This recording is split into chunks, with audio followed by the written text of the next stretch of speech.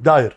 هلا ابو ابراهيم. هلا هلا منور وسعيد. الدنيا يا حبيبي. الله يسلمك ويحفظك. اول شيء مشكور انك دخلتنا بيتكم، حياك الله يا حبيبي. شفنا هالسوالف الحلوه. محلك ومكانك. اول شيء ابو ابراهيم، قول. طبعا مشعل العوضي ابو ابراهيم. الله يسلمك. أه... انت ما شاء الله قاعد اشوف عندك هوايات وايد. ايه. شنو اول هوايه بلشت فيها؟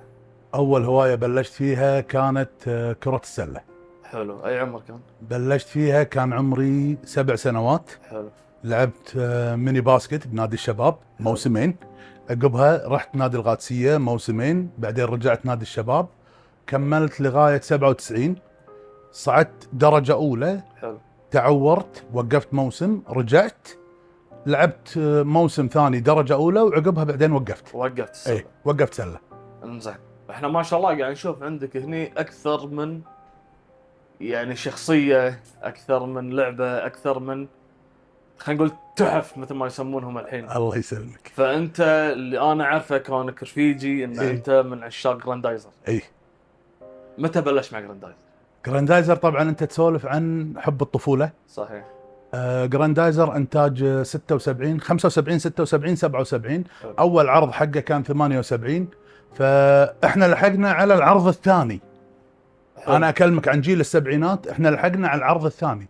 فلما لحقنا على العرض الثاني احنا تعلقنا فيه، حبينا الشخصية وعشنا معاها طفولتنا. حلو. فانك ربيت مع جراندايزر. احنا ربينا مع جراندايزر. انت تحب جراندايزر كشخصيه بروحه ولا كل الشخصيات اللي بجراندايزر؟ طبعا هم تيم كامل. حتى ما نقدر نقول مثلا شخصية جراندايزر بروحه، لان جراندايزر بروحه ممكن يحوشه عطل، يحوشه ديفكت، اصابة كذا، فلازم في تيم معاه. صحيح. وبعدين لما تطالع المسلسل توصل للحلقة 30 40 راح تشوف انه مثلا كوجي غير مركبته، ماريا يت وركبت مركبة ثانية، هيكارو عندها مركبة، فصار في عنده فريق كامل يدافع معاه عن الارض.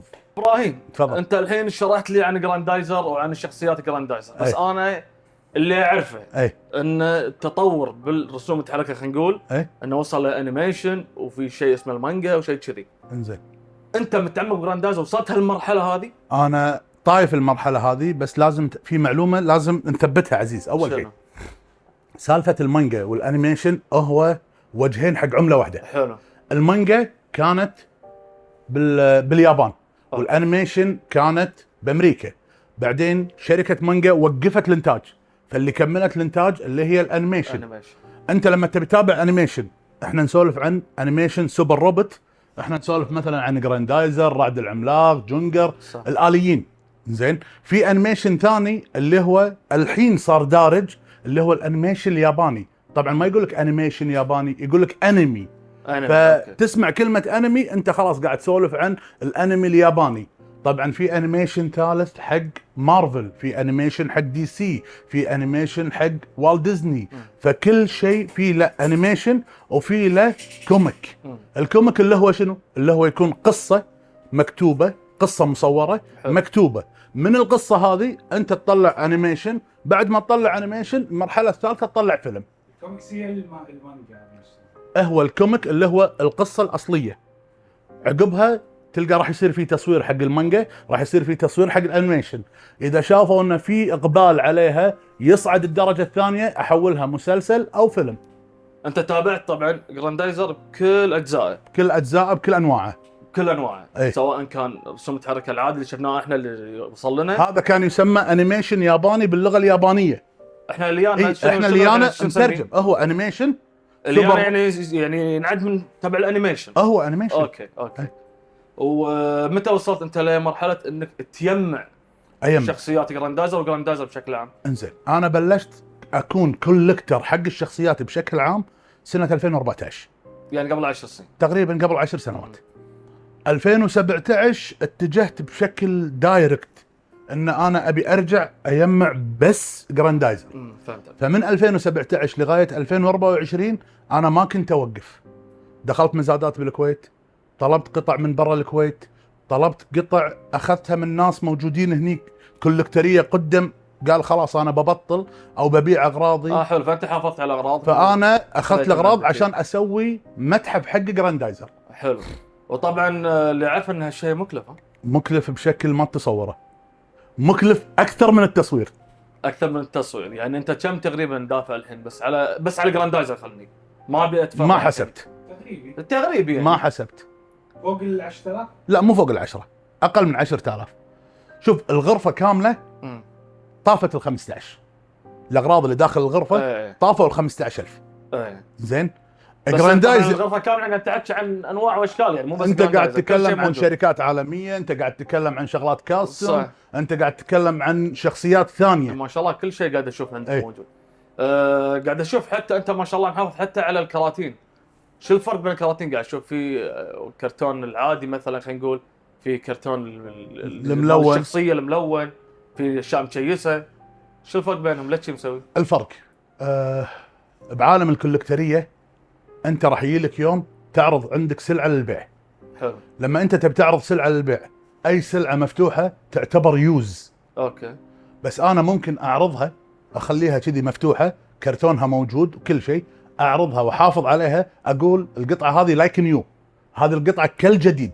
حلو. بس في قطع اساسا انقرضت، يعني خلاص نزلت فتره معينه والشركه وقفت او الشركه سكرت، فانت مجبر انك تحافظ على كرتونها عشان اذا بالمستقبل تفكر انك تبيع. حلو. كرتونها موجود فسعرها يندبل. لما انت تقول لي شو الفرق بين الكراتين، انا اقول لك في عندي شيء اسمه براون بوكس. حلو. اللي هو كرتون المصنع البني عليه الستيكر، مكتوب عليه اسم الشركه، مكتوب عليه اسم الشخصيه وكل شيء، مواصفات الشخصيه. هذا البراون بوكس. حلو. في البوكس العادي اللي يكون ملون، هو يكون داخل براون بوكس عادي. حلو. بس مبطلينه مطلعينه البوكس الملون. حلو. في عندنا البوكس الثالث اللي هو مكيس من المصنع، هذا يسمونه سيلد. في عندك شغلات ما بطلتها للحين؟ في عندي شغلات ما بطلت وايد. في شغلات موجوده هني وفي شغلات موجوده بالستور. للحين. ايه. لان انا ما شاء الله قاعد اشوف الغرفه ما شاء الله متروسه، يعني كل شيء فيها. بس قاعد اشوف يعني في مثلا عندك الجراندايزر اللي قدامي. ايه. البوكس ماله موجود، وهو الشخصيه اللي تحته ولا مو هو اللي تبع البوكس؟ الجراندايزر اللي بالبوكس فوق غير عن الشخصيه هذه. غير. انا عبالي هو نفسه انت مطلع من البوكس. لا، في الحجم هذا تقريبا 65، الحجم هذا 60 او 55. ابي انت الحين ما شاء الله على كولكشن اللي عندك مال جراندايزر. اي هي اغلى قطعه عندك اياها الحين وكم كلفت تقريبا؟ والسبب ليش هي اغلى قطعه؟ اغلى قطعه، القطعه هذه كاستم من شركه يابانيه، وقف انتاجها. الشركه اساسا سكرت. لغت الشركه. انتجت 100 حبه بالعالم. لو تدقق على التفاصيل راح تشوف الحين جراندايزر يو هذا شكله. جراندايزر يو سعرها تقريبا يا ابو ابراهيم؟ القطعه هذه موجوده عندي تقريبا صار لها 6 سنوات. حلو. زين. فمن قبل 6 سنوات هم مخططين انه بيسوون جراندايزر يو. القطعه هذه سعرها لما طلعت من المصنع 600 دينار، وصلت الكويت تقريبا 700 وشوي. كانت موجوده عند واحد من يعني لو بسعرها اليوم كم ممكن تسوى القطعه هذه؟ طايفه 1000 ونص. زين ابو ابراهيم، انا قاعد اشوف عندك اكثر من جراندايزر هني، يعني كل واحد شكله مختلف عن الثاني. شو الفرق بينهم؟ الفرق بينهم يعني فوق هذا اسود، هني سيلفر، هني ملون. نسولف مثلا عن القطعه هذه. حلو. القطعه هذه جراندايزر عادي طبيعي ما في اي مشاكل. حلو. بس القطعه هذه ليمتد، صنعوا منها اللون السيلفر او اللون المطفي. حلو. صنعوا منها 100 قطعه بس. اي. الشركه هذه صنعت مثلا اللون السيلفر 100 قطعه، اللون الذهبي 100 قطعه، اللون الملون 100 قطعه، بس بالسايز هذا 45 سم بالوزن هذا. وقلت لي اللي بالكرتون هذا 65 يوصل صح؟ اللي بالكرتون تقريبا 65 الى 70 سم. 70.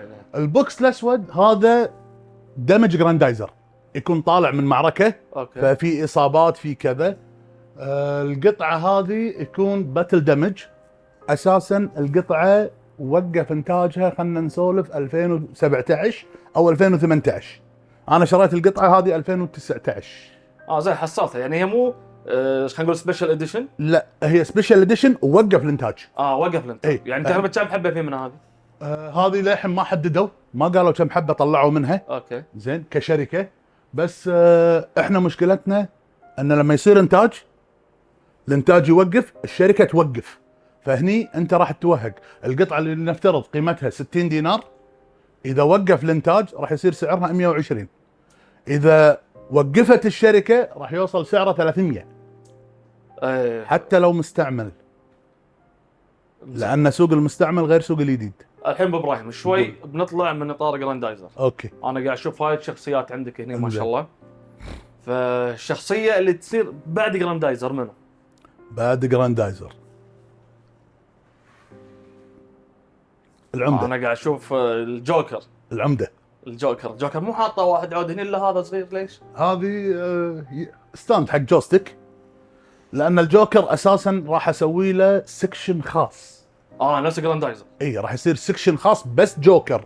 بكل الممثلين اللي مثلوا شخصيه الجوكر. حلو. بكل وضعياته، بكل احجامه، من نبلش من الفونكو لغايه سايد شو وكوين ستوديو، اقوى شركتين بالعالم يصنعون مجسمات. بس انا سمعت انه هولك مو جوكر.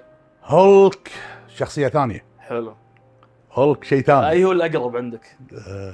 هولك ولا الجوكر؟ العين ونظرها. لا عطني واحد. العين ونظرها والله. بس قاعد اشوف هنا، شوف يعني مثلا هولك هذه الشخصيه انا اول مره اشوفها، شنو هالشخصيه تبع؟ هذه انت تشوفها هالك بس هذا مو هالك. عين. هذا ذا سكار، هذا سكار ذا سن اوف هالك.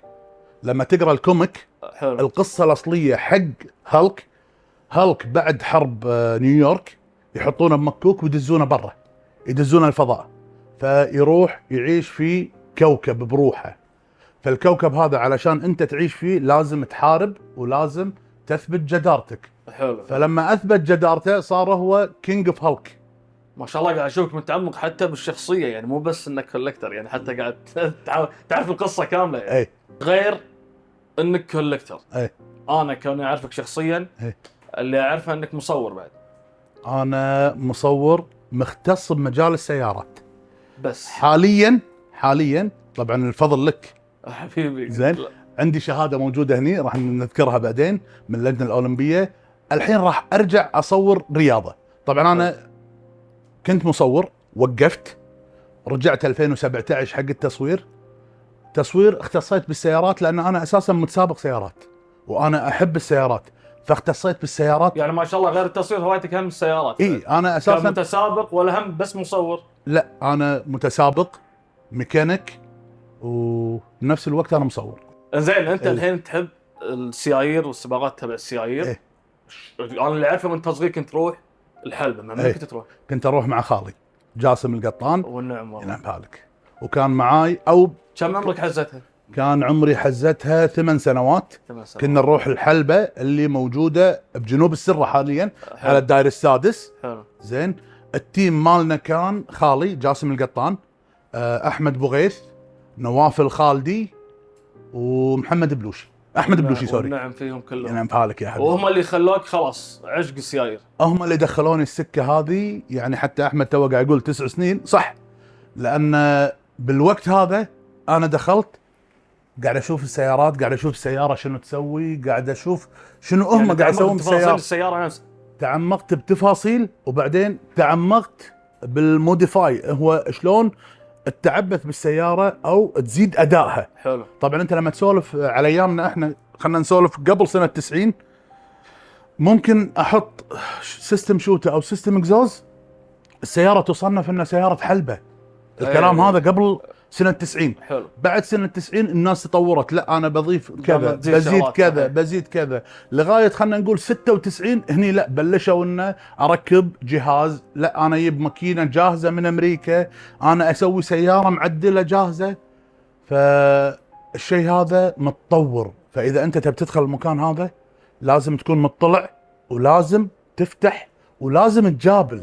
أنت شو تفضل، أمريكي ولا ياباني ولا الألماني؟ أنا كسيارة سباق حاجي. كسيارة سباق. وتبي تعدل عليها وتضبطها. يعتمد على البجت مالك. أنت كمشعل. أنا كمشعل أنا عشت كل الفئات. أنا جربت الألماني. حلو. بس ما أحبه لأنه حساس. أي. وإذا بجهز ألماني أنا راح أدفع زيادة. شنو اللي مطربل عندك برا شفت عن المصافط؟ اللي برا كامارو 73. أمريكي يعني. أمريكي. رجعت حق الأساس، حق بداية التعليم. يعني خالك له تأثير عليك حتى بنوع السيارة؟ حتى بنوع السياره.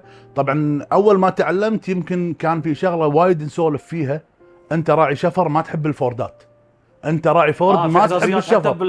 حتى بالشركات في حزازيه.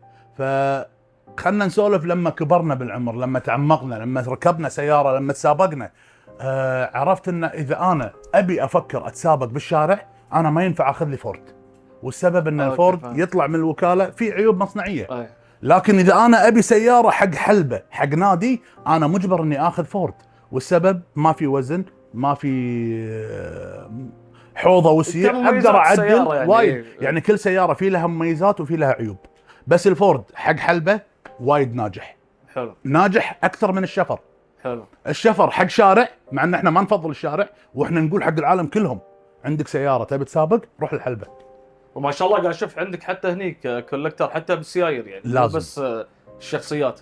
الكوليكتر هذا بلشته 2006. في اشياء تصير سبيشال اديشن عندك؟ في سبيشال اديشن. شنو السياره؟ مثلا في زد 240 كاستم بالكامل من شركه اجنيشن. حلو. زين. لان انا كنت شاري السياره، فانا طالب مجسم مالت يوتا سوبرا مالت فيلم فاست فيوريس. حلو. لان انا كان عندي نفس اللون. حلو. ويكلفون؟ هم يكلفون، بس طبعا هم نسولف انه في شركات وفي تفاوت بالاسعار، يعني في شغلات يعني معقوله. كواليتي الشركه ولا اسم شركه؟ اسم الشركه هو اللي يحدد سعرها. كم كلفك تقريبا السيايير؟ احنا ما نبي نعطيك عين بس بنعرف ناخذ فكره يعني. لا شوف، على حسب، اول شيء يعتمد على حسب الشركه، شنو الشركه اللي منزله، ويعتمد على حجم القطعه. حلو. يعني ممكن يفرق بالسعر. اي يعني مثلا ممكن نقول الكورفت الاسود قيمتها 10 دنانير لانها شركه عاديه. حلو. زين، بس السايز مالها صغير 1/824. حلو. سولف عن السوبرا البرتغاليه، هذه من شركه ثانيه. حلو. وهذه عليها البوستر مال الفيلم، فهذا بحد ذاته يرفع سعرها، يرفع قيمه السياره، يرفع قيمتها. زين، غير انه يرفع قيمتها، انت تسولف عن سايز مثلا 1/16. حلو. 1/16 شنو معناته؟ معناته كل سنتي يعادل 16 سنتي من الوكاله. حلو. يعني لما اجيب سوبرا صجيه احط هذه يمها، اذا حطيت 16 سوبرا نفس هذه راح تطلع نفس حجم السوبرا العاديه، العوده الصجيه. عمي ابراهيم، هلا عمك مولاك. الحين نبي نسولف عن البوبس. ما شاء الله قاعد اشوف عندك وايد، الكولكشن وايد كبير عندك. شنو فكرتك من تجميعه وشنو الهدف منهم؟ يعني انا الامانه انا ما اعرف، فابي افيد اللي يعرف. انزين. المهم ابراهيم، انا قاعد اشوف ما شاء الله عندك هني وايد بوبز مجمعهم وانواع واشكال وشخصيات مختلفه. انا ما اعرف هالسوالف. انزين. شنو الهدف منهم؟ الهدف منهم مشكله الكولكتريه ان في بعض الشخصيات اللي يحبونها، خلنا نسولف عن شركات عالميه. حلو. ما قاعد تنزل لهم فيجرز. حلو. طبعا لازم تميز ان في ناس تقول لك والله انت قاعد تجمع العاب. في ناس تقول لك انت قاعد تجمع مجسمات. في ناس قاعد تقول لك انت تجمع فيجرات. حلو. زين. البوبس اساسا طلعت فكرته ان انا اطلع مجسم صغير الكل يقدر يقتني بسعر معقول. يانا الشيء الثاني ان في شركات مثلا تسوي مجسمات بس ما تسوي لها اصدار كامل. يعني مثلا نسولف ان القطعه اللي وراك. حلو. مستر نايت. حلو. مستر نايت هذا مسلسل اساسا موجود من مارفل. حلو. زين، تدش على الشركات مو مسوي له فيجر. انزين، انا واحد اتابع مارفل ابي اكمل الكل، حاب الشخصيه وابي اكمل. حلو. ما في، فانت تضطر انك شنو تدور شنو موجود حق الشخصيه هذه. فهذه فكره البوبات بشكل عام. ابو ابراهيم، اللي اعرفه ان حتى هني عندك شغلات سبيشال اديشن، صح؟ اي. شنو الفرق بينهم وبين العاديين؟ الفرق بينهم بين العاديين، لو طالع وراك راح تلقى مثلا بوب ما عليه ولا ستيكر. اتفق حتى بالاستيكرات يعني. زين، تشوف البوب اللي يمه عليه ستيكر. حلو. تشوف البوب الثالث عليه ستيكرين، كل ستيكر يفرق عن الثاني، كل انتاج يفرق عن الثاني. اللي يفرق زياده لما يكون في شخص متمكن يشتري قطعه عاديه. حلو. يحولها قطعه ما في لها انتاج. في شغله انت من البوبس هذول، في شغله انت او شخصيه انت حاطها ببالك ما قدرت تحصلها الحين؟ الشخصيات اللي انا ابيهم كلهم حصلتهم. حلو. ولو تلاحظ في عندي شخصيات مكرره. اي. زين، بس اللي انا بغيت اوصل لك اياه كمثال، في عندي شخصيه مثلا دايسكي، حلو، شركه فونكو ما سوتها. واحد من الشباب شرى قطعه شكلها مقارب حق دايسكي وعدل عليه، عدل عليها بالكامل، عنده براءة اقتراع ان انا عدلت عليها بالكامل، حلو، وسوى منها 3 حبات بالعالم، في وأنت حبة عندك منهم واحدة بامريكا. وعندك واحده منهم. عندي قطعة وهو عنده القطعة، والقطعة الثالثة بامريكا. بس انت بشكل عام الشخصيات اللي تحبها كلها محصلها، كلها محصلة. في شيء جديد انت حاط ببالك تبي تاخذه؟ بالوقت الحالي لا. زي ابو ابراهيم، يعني احنا الحين قاعد نشوف ان البابس في انواع واشكال واحجام، اي وفي بعضهم شخصيتين موجودين بعلبه واحده، شو الفرق؟ الفرق بينهم في بعض الشخصيات تكون مزدوجة، يعني خلينا نقول جوكر وباتمان، حلو، هو ينزل لك الجوكر بروح وينزل لك باتمان بروح، حلو. بس انا انزل ليميتد اديشن اثنيناتهم مع بعض. والاحجام؟ الاحجام طبعا هو كان بدايه الموضوع انه انزل 3 انش، حلو، بعدين قاموا ينزلون 6 انش، بعدين نزلوا 10 انش، بعدين نزلوا 18 انش. الموضوع قاعد يكبر وياه، قاعد يكبر معاهم، بس المشكله ان ال 18 انش صارت شخصيات محدوده، يعني 6 أو 7 شخصيات اللي نزلوهم 18 انش، الباقي ما بين ال3 وال6 وال10. زين انا اللي اعرفه انه يعني البابز هذول كل قاعد يهتم فيهم كبار وصغار، اي بس قاعد اشوف الجيل الجديد هو اكثر رايح حق البابز. ليش؟ رايح حق البوبس لان انت تسولف الجيل الجديد حتى ميزانيته او البجت ماله عشان يشتري حلو، مو نفس الكوليكتر العود. الكوليكتر العود ممكن يصبر صح، بس ياخذ شيء مو موجود على القيمه وحتى إيه؟ لو غالي. لكن الكوليكترات الصغار او الشباب الصغار قاموا يتجهون حق طريقه ثانيه، اخذ بابات، انطر معرض كونفست او كوميكون او اي معرض من المعارض اللي قاعد تصير، لان المعارض هذه قاعد يجيبون بعض الشخصيات اللي تؤدي صوت او تؤدي شخصيه البطل هذا، وكسعرها مو مرتفع، مو سعر غالي، فانا اشتري القطعه، انطر المعرض، اروح الممثل موجود اخليه يوقع لي عليها، القطعه يرتفع سعرها من 5 دنانير يبلش 50، فتح الباب، فتح الباب 50 وتوصل ل 300 400 دينار. فمعناته الكل يقدر يجمع، الكل يقدر يجمع. الموضوع مو صعب يعني، مو حتى صعب. كتكلفه ماديه مو مرتفعه يعني. صعب اذا انت مثلا شفت الجهه الثانيه. شوف الجهه الثانيه، الجهه الثانيه شنو عندك؟ لنفترض عندك الست مال ووكن ديد. حلو، ووكن ديد سعر القطعه 3 دنانير، اوكي، صار انتاج، وقف الانتاج، القطعه من 3 دنانير صارت 30 دينار. انت تبي تجمع الست كامل، الممثلين كلهم، انت راح توصل لمرحله ادفع 1000 دينار علشان بابات اقدر اجمعهم. إيه؟ صح. وابو ابراهيم، بعد من هواياتك اللي انا اعرفها ان ما شاء الله يعني انت فوق انك مصور وكولكتر، اللي اعرفه انك تقرا كتب. اقرا كتب، وفوق هذا كله عندك شهاده مدرب معتمد. عندي شهاده مدرب معتمد. فسولف لي عن هالشغله هذه، شنو الكتب، انواع الكتب اللي تقراها، شنو فائدتك في الكتب، شنو غيرت بحياتك؟ فتحت لي وايد امور. حلو. خلنا نقول ان مشعل قبل لا ياخذ شهاده مدرب معتمد كان قارئ عادي. حلو. انطر معرض الكتاب، امر اشوف شيء، اقرا شيء ممكن يعجبني. شنو اللي يسويك اكثر شيء؟ اي مجال؟ اكثر شيء التاريخ والشعر. تاريخ والشعر. حلو. أي تاريخ والشعر. تعمقت شوي بالشعر، وصلت للشعر العباسي او الاموي. دخلت بشعر الغزل. حلو. زين. التاريخ احب اقرا عن الحضارات. اول كتاب قريته كان عن السيره، قريت عن السيره، قريت عن الخلفاء، قريت بالدين. حلو. بس تعمقت اكثر بالحضارات. حبيت المجال هذا أكثر. حبيت مجال التاريخ والحضارات اكثر. اي. اخذت دوره مدرب معتمد، لان في ناس مثلا تسالني انت كنت لاعب ابيك تعلمني، انزين ما يخالف انا اعلمك، بس انا مو مدرب. اعطيك من خبرتي. انا اعطيك اللي انا تعلمته وانا تدربت عليه. حلو. بس اذا انا ابي اكون مدرب وعندي الثقه واوقف قدام الجمهور، فانا لازم اتخذ خطوات وايده. اول خطوه انت لازم تاخذها انك تاخذ دوره مدرب معتمد. حلو. طبعا غالبيه ربعنا المعلمين او المدرسين ياخذون دوره مدرب معتمد، بعدين يسوي له بايب لاين خط يمشي عليه حق التدريب. انا مشيت على خطه ربعنا المعلمين او المدرسين. حلو. تعالوا شنو الخطه؟ بدايه الخطه تاخذ مدرب معتمد. حلو. بعدين انت تشوف شنو المجال اللي يستهويك. يعني انا المجال اللي يستهويني التدريب او التعليم او التدريس، فدخلت بسكه مجال التدريس. فقمت اخذ دورات عاديه حق المعلمين.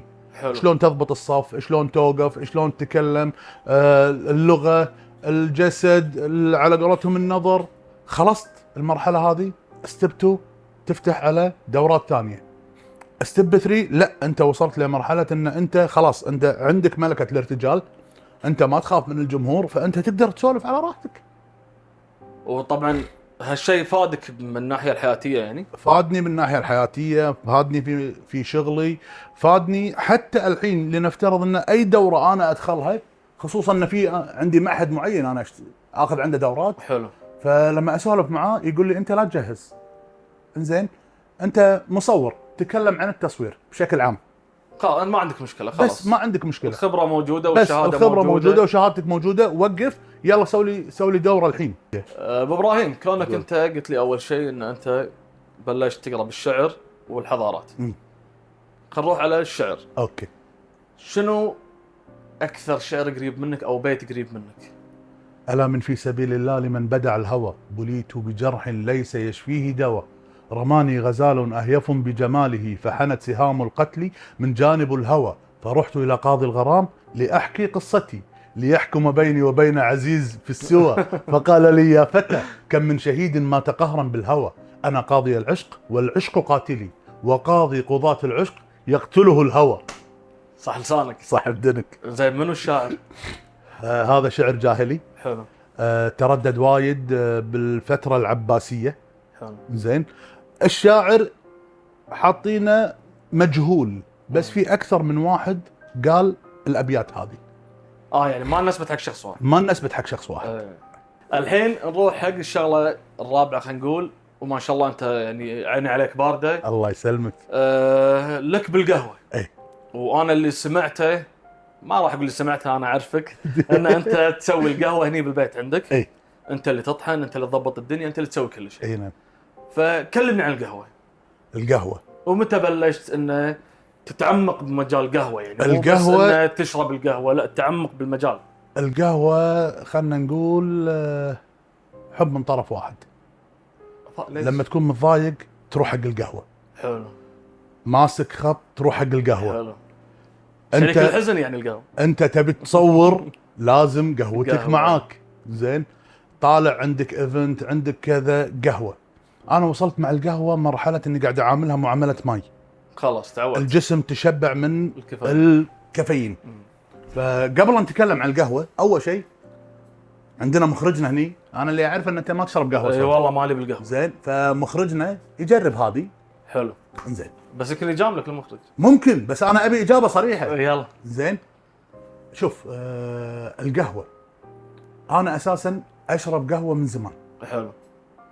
وخلنا نقول ان كثر سفراتي حق اوروبا، حق امريكا، فصار الوضع ان انا متعود اشرب بلاك كوفي او ايس امريكانو. حلو. طول عمرنا احنا متعودين شنو؟ تروح ستاربكس، تروح كاريبو كذا. خلصت. الف عافيه. الف عافيه. احلى من اي كافيه. الف عافيه. اتوقع قاعد يجاملك، بس نكمل. خلاص راح اعطيه واحده ثانيه بعد شيء عشان يجربها. زين. تسلم ايدك. الله يسلمك. مشكلتنا شنو؟ احنا مشكلتنا خلاص رحنا حق طريق ان نبي قهوه، قاعد تروح حق الكافيهات. تاذينا قبل لا تصير كورونا. تروح حق كافيهات، قاعد تجرب اكثر من كافيه، اكثر من كذا، راح توصل حق مرحله ان القهوه هني حلوه، بس هني لا، هني البينز حلو اللي هو حبوب القهوه حلوه، بس يا جماعه انزين شو الفرق؟ فلما قعدنا مع ناس مختصين اهل كافيهات، يا جماعه شو الوضع؟ الوضع ان هذه القهوه لازم انت تاخذ عليها دوره. يعني انت تعمقت لدرجه دورات؟ اي. فاخذنا دوره يا جماعه، اعطونا السيستم مال القهوه. حلو. ليش انا كل يوم مثلا اروح ستاربكس اقول له ابي ايس امريكانو وذاوت ووتر، على بن انا ابيها سترونج. كان هذه انزين. تاخذ لازم واحد الصبح واحد العصر، انت قاعد تدفع مبالغ. زين. وقاعد تاخذ قهوه تعتبر قهوه عاديه. فليش ما انت تسوي قهوتك بروحك بالبيت؟ زين يا جماعه انا بنسوي القهوه، عطونا الطريقه. حلو. انت اخذت الدوره، عطوك المعادله، عطوك الحسبه شلون تسوي القهوه. حلو. انزين منو اللي يبيع الاجهزه بالكويت؟ وصلنا لمرحله انه تعال يا جماعه نبي نشتري جهاز حق قهوه مختصه. حلو. لان لازم انت بس الموضوع مكلف. الموضوع مو مكلف، الموضوع بالنسبه حق استعمال قهوه من كافيهات راح يصنف مكلف.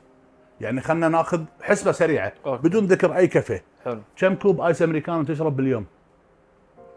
2. السايز شنو؟ ميديوم ولا لارج؟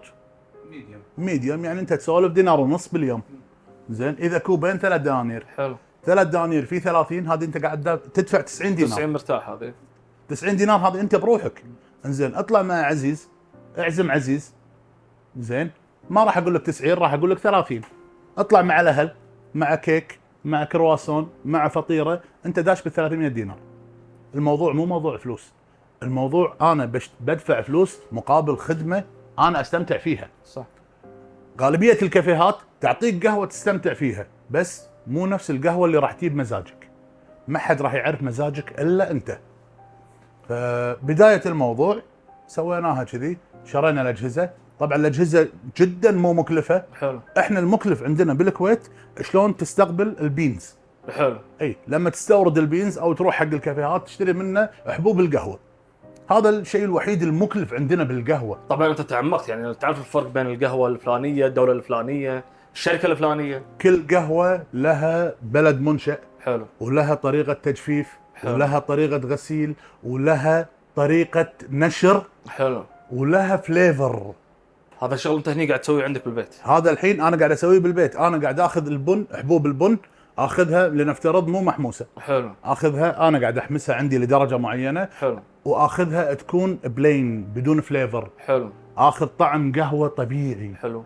اخذه احمسها بطريقه معينه، اخزنه عندي انا بطريقتي. طبعا هذه ما قاطعك ابو ابراهيم، انت تعلمت بدورات ولا انت قاعد تبحث؟ اخذتها بدوره بعدين كملت بحث ثاني. انت كملت بروحك. كملت بحث ثاني على نفسك يعني. اي فدخلت السكه الثانيه، دخلنا البحث، علمنا طريقه شنو الحسبه هذه. شريت الاجهزه. شنو الاجهزه اللي انا احتاجها. انا اشرب قهوه بارده. انا ممكن اسوي لك قهوه سوداء، قهوه حاره، بس انا افضل البارده. فانا احتاج جهاز معين حق القهوه البارده. خلاص شريت الجهاز، عرفت ايش كثر انا راح اطحن، عرفت انا ايش كثر راح اخليه منقع، عرفت انا شنو الباور ماله. شكرا، انت تسوي تجهز، انت تشرب. اذا انت شربت القهوه اللي انت تطحنها او رفيجك يطحنها او مشعل يطحنها ويسويها ويعطيك اياها لمده 4 ايام الى اسبوع، عقبها روح اي كافيه مره ثانيه قل له عطني ايس امريكانو او عطني كولد برو. راح تاكس. راح تشرب، راح تحس بطعم حرق. والغالبيه شنو؟ يحط لك بن محروق ويسوي لك يا اسبريسو مع 300 ملي ماي مع ثلج ويقول لك هذا ايس امريكانو. وانا اللي اعرفه ابو ابراهيم ان انت مو بس بالقهوه شاطر. الشاي، الكرك، القهوه العربيه. هذا عقب ما نخلص اللقاء راح تجربه هناك جاهز. اللي اعرفه مدمن القهوه يستاذي برمضان. يعتمد. شنو وضعك انت؟ انا ما استأذى برمضان، لان انا قبل رمضان اكون قاعد امهد حق نفسي. انا اوريدي نفس ما سالني احمد، انا اوريدي الصبح لازم كوب بلاك كوفي. قهوتك موجوده. زين. العصر لازم قهوه ثانيه. حلو. قبل المغرب هم في قهوه ثانيه. علميا وطبيا ترى 3 كواب قهوه سوداء باليوم تنشط الدوره الدمويه. حلو. تزيد ضخ القلب وتزيد حرق الجسم. وانت شلون تمهد حق رمضان عيل؟ اتمهد حق رمضان، بدال لا اشرب 3 كواب باليوم يصيرون كوبين. بدال لا اقوم الصبح اشرب مثلا كوب، اخلي الكوب بعد الغداء. تاخره يعني. اوكي. اخره. اسستم الجسم، اخلي الجسم ياخذ سيستم معين انه ما يفقد الكافيين كامل. ابو ابراهيم من الشغلات اللي اعرفها ان انت بعد ما شاء الله شغال الحين نحت بس بالايد. مو جهاز. منوال. انت بايدك قاعد تنحت مانوال. فالمانوال مالك انت شنو عندك شغلات مسويها عشان تورينا اياها بعدين؟ شنو سويت يعني؟ وايد شغلات انا سويتها، وايد رسومات انا سويتها. حلو. بس امانه وقفت رسم شخصيات. ليش؟ شوي طقيت بريك. من نفسك يعني؟ ما في سبب معين يعني. ما في سبب معين، بس انا طقيت بريك. رسم شخصيات. طبعا اخر شخصيه راسمها، اسحب الزجاجه.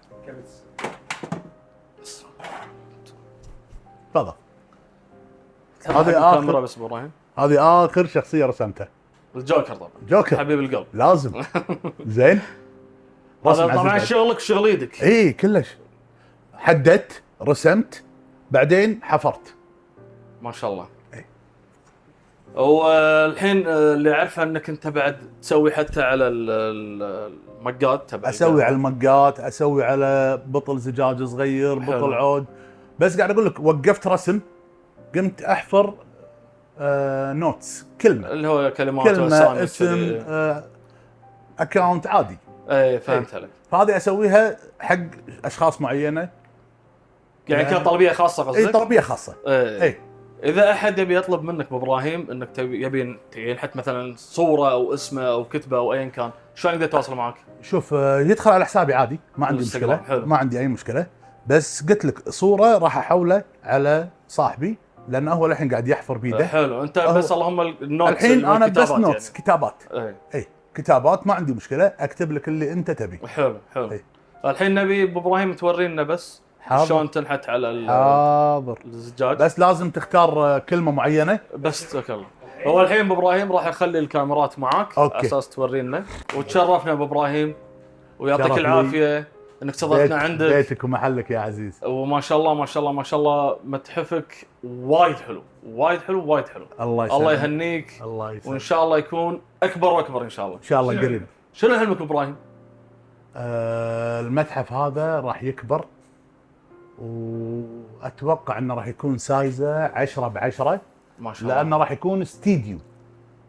باذن الله باذن تصوير. الله يرزقك وتكون الله يسلمك يعني كولكتر بمكان اكبر واكبر ان شاء الله. الله يسلمك. هو راح يكون استديو، هذا المشروع الجاي، بس طبعا انت اول واحد اصرح له. زين ابراهيم. الله يسلمك. في مشروع استديو، مع الاستديو راح يكون متحف صغير. حلو. بس راح يكون نفس نظام محل موجود في اوتلت دبي اسمه كوميكون. حلو. راح تدخل الغرفه او راح تدخل الاستديو، راح يكون في كورنرات. حلو. كل كورنر حق شخصيه معينه. حلو. فراح تشوف الشخصيات الاساسيه موجوده، وباقي الشخصيات راح تشوفها موجوده. وراح نصوره وقتي. باذن الله عيل. بس باذن الله يا ابو ابراهيم، بس ان شاء الله تخلص امورك وتضبط كل الدنيا معاك ان شاء الله. نتشرف ان نصور معك بعد مره. الله يسلمك حبيبي. والحين كاميرات معاك يا ابو ابراهيم ونشوف ابداعك.